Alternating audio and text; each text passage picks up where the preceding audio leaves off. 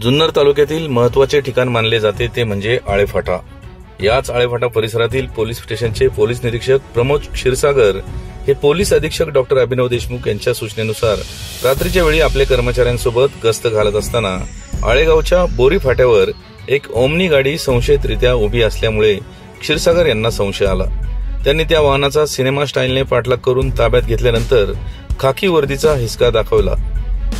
यानंतर आरोपींनी पुणे नाशिक महामार्गावर आळेफाटा हद्दीतील पेट्रोल पंपावर दरोडा टाकण्याच्या तयारीत आले असल्याची कबुली दिली।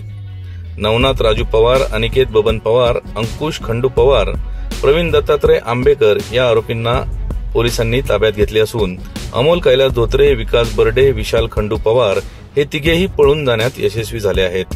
या घटनेचा पुढील तपास सहाय्यक पोलीस निरीक्षक सुनील बडगुजर हे करत असून सदरची कामगिरी पुणे ग्रामीण पोलीस अधीक्षक doctor Abhinav Deshmukh, upper police अधीक्षक मितेश गट्टे यांच्या सूचनेनुसार जुन्नर उपविभागीय पोलीस अधिकारी मंदार जवळे यांच्या मार्गदर्शनाखाली पोलीस निरीक्षक प्रमोद क्षीरसागर, सहाय्यक पोलीस निरीक्षक सुनील बडगुजर, पोलीस उपनिरीक्षक रघुनाथ शिंदे, चंदा डुंबरे, लहानू बांगर, विनोद गायकवाड, भीमा लोंढे, पद्मसिंह शिंदे, मोहन आनंद गावकर आणि होमगार्ड यांनी केली आहे। याच बातमीची काही दृश्य पाठवली आहेत आमचे प्रतिनिधी कैलास बोडके यांनी।